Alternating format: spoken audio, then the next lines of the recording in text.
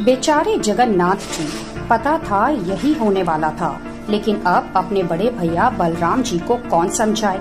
बोला था मत करिए ऐसा, लेकिन नहीं, उन्हें तो अपनी आज्ञा का पालन करवाना था। लक्ष्मी देवी को मंदिर से निकालना था और निकाल भी दिया। फिर क्या, अब दोनों भाई जगन्नाथ जी और बलराम जी घर घर जाकर भिक्षा मांग रहे हैं। और क्या करेंगे आखिर? लक्ष्मी देवी ने इतना बड़ा श्राप जो दे दिया था। लक्ष्मी देवी ने इतना बड़ा श्राप किस लिए दिया था, आइए जानते हैं। जय श्री कृष्णा। आज हम आपको एक ऐसी कहानी जो भगवान जगन्नाथ और देवी लक्ष्मी के बीच की कुछ खट्टी मीठी यादों को बयां करती है, सुनाएंगे। आपको क्या लगता है, जब लक्ष्मी देवी जी ने जगन्नाथ जी को श्राप दिया तो उनका क्या हाल हुआ होगा? यह कहानी न सिर्फ रोचक है बल्कि प्राचीन भारत के इतिहास की एक झलक भी देती है। तो चलिए शुरू करते हैं यह रोमांचक यात्रा। उड़ीसा में एक परंपरा है। हर साल मार्गशीर्ष मास के प्रत्येक गुरुवार के दिन यहाँ की महिलाएं लक्ष्मी देवी की एक विशेष पूजा अर्चना करती हैं और स्वयं लक्ष्मी देवी भी इस दिन जगन्नाथ जी की आज्ञा से पूरे मंदिर को छोड़कर अपने भक्तों के घर उन्हें आशीर्वाद देने के लिए जाती हैं। एक दिन इसी समय के दौरान लक्ष्मी देवी ने एक वृद्ध ब्राह्मण का स्वरूप लिया और अलग अलग घरों में जाने लगी। उन्होंने देखा कि प्रातःकाल का समय कब का बीत गया था, लेकिन फिर भी एक बड़े व्यापारी के घर में उसकी स्त्री अभी भी सो रही थी। घर में सफाई भी नहीं हुई थी और ना कोई पूजा। यह देखकर लक्ष्मी देवी उस घर की एक वृद्ध स्त्री के पास गईं और कहा, आज लक्ष्मी की विशेष पूजा का दिन है और आपके घर में अभी तक स्त्रियां सो रही हैं। यह अच्छी बात नहीं है। आज तो आपको प्रातः जल्दी उठकर देवी लक्ष्मी को प्रसन्न करने के लिए विशेष पूजा अर्चना करनी चाहिए थी। यह सुनकर उस वृद्ध ब्राह्मणी स्त्री ने अहंकार पूर्वक कहा, तुम होती कौन हो हमें सीख देने वाली? हमारे ऊपर तो पहले से ही लक्ष्मी देवी की बड़ी कृपा है, हमें कोई जरूरत नहीं है यह पूजा वूजा करने की। हाँ, चलो जाओ यहाँ से और अपना उपदेश किसी गरीब को जाकर सुनाओ, जिसे जिसकी जितनी जरूरत है।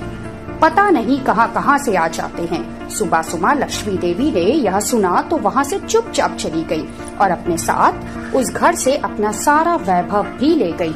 अब उस व्यापारी का घर इतना दरिद्र हो गया था कि उसे वास्तव में भिक्षा मांगकर जीवन यापन करना पड़ा।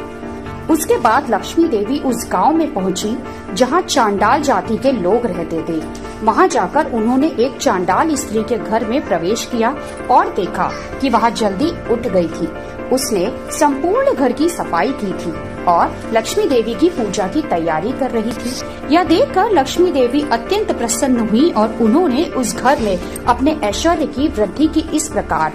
जब लक्ष्मी देवी अपने भिन्न भिन्न भक्तों के घर जा रही थी, तभी बलराम जी जगन्नाथ जी भी सुबह सुबह टहलने के लिए निकले हुए थे। उन्होंने देखा कि लक्ष्मी देवी एक चांडाल के घर से बाहर आ रही थी। यह देखकर बड़े भैया बलराम जी को बड़ा गुस्सा आया। उन्होंने जगन्नाथ जी से कहा, देखो तो जरा कान्हा, तुम्हारी पत्नी एक चांडाल के घर से जाकर क्या कर रही है? क्या उसे नहीं पता कि यह लोग अशुद्ध होते हैं और किसी भी नियम का पालन नहीं करते? फिर भी वह उनके घर गई थी। नहीं, अब वह हमारे मंदिर में प्रवेश करने योग्य ही नहीं रही। इसलिए तुम्हें अपनी पत्नी लक्ष्मी देवी का त्याग करना होगा। अब देखिए, यहाँ पर मैं आपको एक बात स्पष्ट करना चाहूँगी। यहाँ चांडाल जाति का अर्थ जन्म से नहीं किंतु कर्म से है। अर्थात चांडाल कोई जन्म से निकली जाति नहीं होती है। अभी तो यहाँ ऐसे लोग हैं जो वैदिक धर्म और निर्देशों का पालन नहीं करते, जो अवैध कार्यों में लिप्त रहते हैं। फिर चाहे वह उच्च जाति के ब्राह्मण घर में जन्मे हो या फिर निम्न जाति में। इसलिए यह मत सोचिए कि बलराम जी निम्न जाति की उपेक्षा कर रहे हैं। चलिए अब आगे बढ़ते हैं। जब जगन्नाथ जी ने अपने भाई की इस बात को सुना तो उन्हें बड़ा आश्चर्य हुआ। उन्होंने अपने भैया बलराम जी को समझने का प्रयास करते हुए कहा, लेकिन भैया लक्ष्मी देवी ने इसके लिए पहले से ही मुझसे अनुमति ले ली थी कि आज के दिन वह अपने भक्तों के घर जाएगी और फिर उनकी पूजा तो कोई भी कर सकता है ना। फिर वह एक ब्राह्मण और एक चांडाल में भेदभाव कैसे कर सकती हैं? ऐसा मत कहिए भैया। लेकिन नहीं, बड़े भैया तो बड़े भैया हैं। वह अपनी बात पर अड़े रहे और बोले कि जो मैंने कहा उसका पालन करो, अपनी पत्नी को त्याग दो, अन्यथा उसे मजाक में लेने का प्रयास करते हुए कान्हा ने कहा, अन्यथा क्या भैया, चलिए छोड़िए इन सब बातों को, मुझे तो बहुत भूख लगी है। चलिए चलिए जल्दी से पेट पूजा करने चलते हैं। वैसे ही आपने सुबह सुबह मुझे इतना चलाकर थका दिया है। चलिए वापस मंदिर चलते हैं, हमारा भोग भी तैयार होगा। लेकिन नहीं, यह तो बड़े भैया हैं, उनको आप बातों में नहीं घुमा सकते थे। तो बस बलराम जी अपनी बात पर अड़े रहे। उन्होंने साफ साफ शब्दों में जगन्नाथ जी को अपना निर्णय सुना दिया था। देखो कान्हा, तुम इस प्रकार मूर्ख बनाने का और अपनी बातों में उलझाने का प्रयास मत करो, ठीक है ना? हाँ, तुम्हारी सब चतुराई मैं समझता हूँ, इसलिए मेरा यह अंतिम निर्णय है कि या तो तुम अपनी पत्नी लक्ष्मी देवी को इस मंदिर से निकाल दो, या फिर मैं ही चला जाता हूँ यहाँ से। यह कहकर बलराम जी उठ गए और हमारे प्यारे जगन्नाथ जी फंस गए। एक तरफ बड़े भैया और एक तरफ आज्ञाकारी पत्नी। अब क्या करें? आखिर में थक हार कर उन्होंने लक्ष्मी देवी को बुलाया और उनसे कहा, देवी, क्यों आज के दिन एक चांडाल के घर गई थी, इसलिए बड़े भैया बलराम जी का आदेश है कि अब से आप इस मंदिर में प्रवेश नहीं कर सकती। यह सुनकर लक्ष्मी देवी को बड़ा आश्चर्य हुआ। उन्होंने कहा, लेकिन स्वामी, आप तो जानते ही हैं कि मैं आपकी अनुमति लेकर ही प्रत्येक वर्ष इस समय के दौरान अपने भक्तों के घर उन्हें आशीर्वाद देने जाती हूँ। तो इसमें मैंने क्या अपराध कर दिया जो आप मुझे ऐसा दंड दे रहे हैं? और फिर अगर कोई भूल हुई भी है तो हमारे विवाह के समय पर आपने ही तो मेरे पिताजी को वचन दिया था ना कि आप मेरे 10 अपराध क्षमा करेंगे। तो फिर अचानक मुझे यह मंदिर से बाहर निकालने के लिए आप कैसे सोच रहे हैं? स्वामी जगन्नाथ जी के पास लक्ष्मी देवी के इन प्रश्नों का कोई उत्तर ही नहीं था। फिर मौन रहे और उनके मौन का अर्थ था कि अपने बड़े भाई के आदेश के सामने वे भी लाचार थे।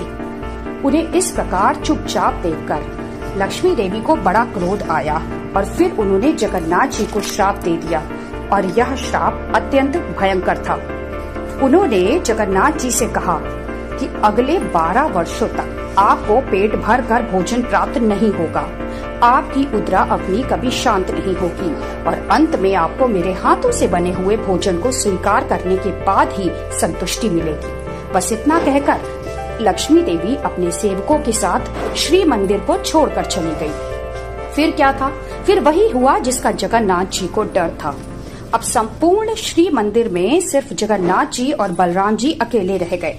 लक्ष्मी देवी के जाने से पूरा मंदिर सुनसान हो